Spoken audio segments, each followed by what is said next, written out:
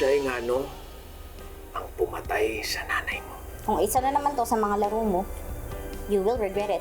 Well, I'm counting on you to investigate. Attorney Matias, believe me, masyado na nag-i-enjoy si Patricia sa kalayaan niya eh. Mukhang aalis na yung amo nyo eh. Ano, ibebenta na ba to? Ay, naku, hindi ho Magbabakasyon lang sila sa Greece. Worst case scenario, aalis yun at hindi mo siya mapipigilan. Alam niya na nahuli ako, posibleng madamay siya. Eh, sigurado ako, tatakas yun. You seem so anxious, parang atat-atat ka umalis. I'm very excited about our vacation.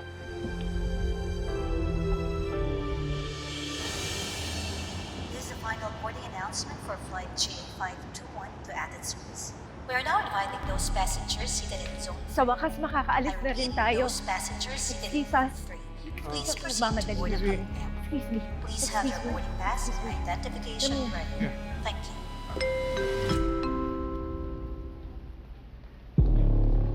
Mrs. Singano, hindi ho kayo pwedeng umalis. Lilet, ano ginagawa mo dito? Anong ibig sabihin nito? Tay, pasensya na ho. Hindi ko intensyon na guluhin yung bakasyon yun ni Tita Patricia. Pero naglabas na ho ng statement si Renan. Statement? Anong statement? Na kayo daw po, Tita Patricia, ang pumatay kay nanay. Kay Attorney Meredith Simmons.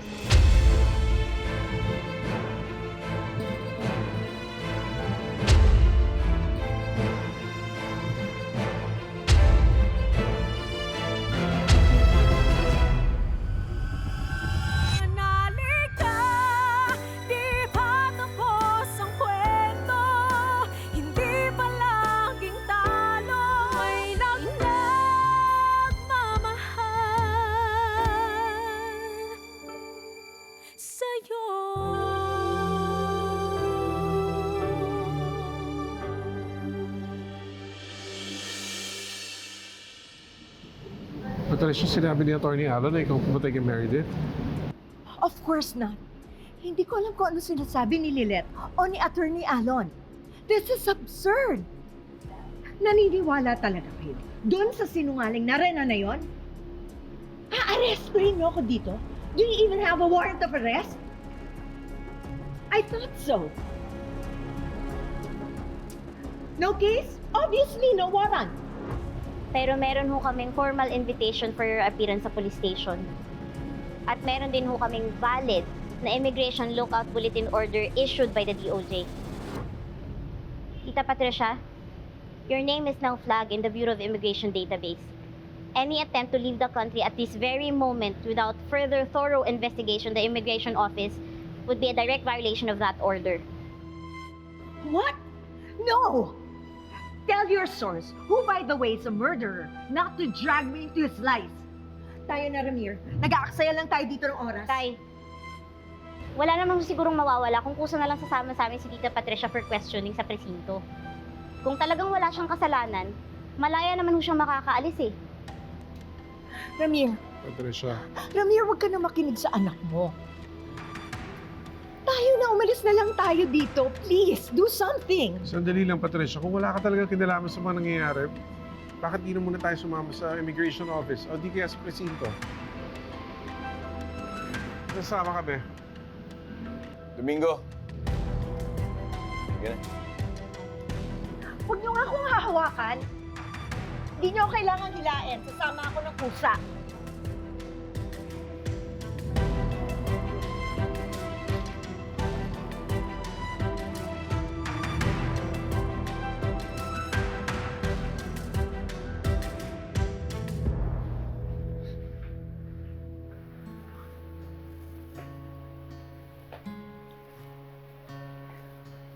Na-confirm ko na sa mga contacts ko sa airport. Immigration has been informed and there's a delay order for further investigation issued against Patricia. Ah, sweet sound of progress. Isang umalit na tagumpay, Alex. Pero umpisa pa lang to sa lahat ng mga pinaplano ko. Well, don't celebrate too much. Dahil lang nakipag-cooperate ka para mahuli siya, it doesn't mean na erase yun sa'yo. You still have a lot of serious charges to face, Renan. I know, Alex. I know. I know I'm gonna rot in this place for quite some time. But hey, why rot alone, right? If I'm going down, I'm taking her with me. Ilang beses ko nang sinasabi sa inyo na wala akong kinalaman sa mga pinagsasabi ni Attorney Alon. May record na rin ang pulisya. Remember, eto, I even kept a copy of the CCTV footage for my own sanity.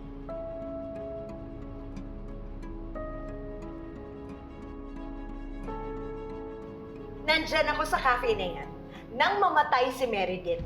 So paano na ako yung pumatay sa kanya? Pero ang sabi mo ni Renan, hindi kayo yun. Ang babaeng nasa footage ay si Vivian Cuevas, based on his testimony. Ilang beses na bang nagsisinungaling si inyo si Attorney Renan? Hindi na mabilang. Niloko pa niya ang kapatid mo. That man will do anything and say anything to save himself. Pagkatapos, sa kanya kayo maniniwala? So this is not redemption. This is revenge. Let's call it poetic justice. Nilaglag ako ni Patricia, Alex. Cast me aside and thought she could go ahead and live her perfect little life. Well, not anymore. Total, tinalikuran niya na rin lang ako. Mas mabuti nang sa pagbagsak namin na siya ang mapuruan. I've thrown her to the lions, Alex. So let's see how long she lasts.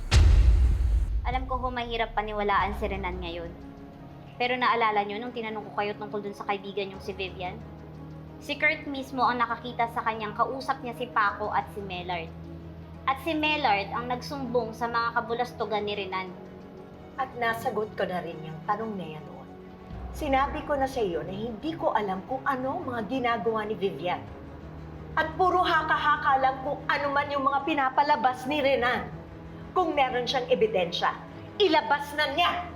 Patricia, ano ba talagang totoo? May kinalaman ka ba dito? How can you even ask me that? I'm your wife! Alam mo, hindi ako mamamatay tao! Kung ako lang ho yung tatanungin, gusto kong paniwalaan na wala talaga kayong kasalanan. Dahil alam kong si tatay at si Trixie ang masasaktan maliban sa akin at ayokong mangyari yun. Kaya sana nga ako, talagang nagsasabi kayo ng totoo. At sinasabi ko ang totoo, Lilet. Inosente ako. Oo. Galit ako sa mama mo noon. Pero hindi yun sapat para patayin ko siya. Dahil hindi ko kayang pumatay. Hindi ko nga alam kung bakit nagawa mo akong pagdudahan ngayon. Kitang-kita ko sa mga mata mo, Lilet. At nasasaktan ako.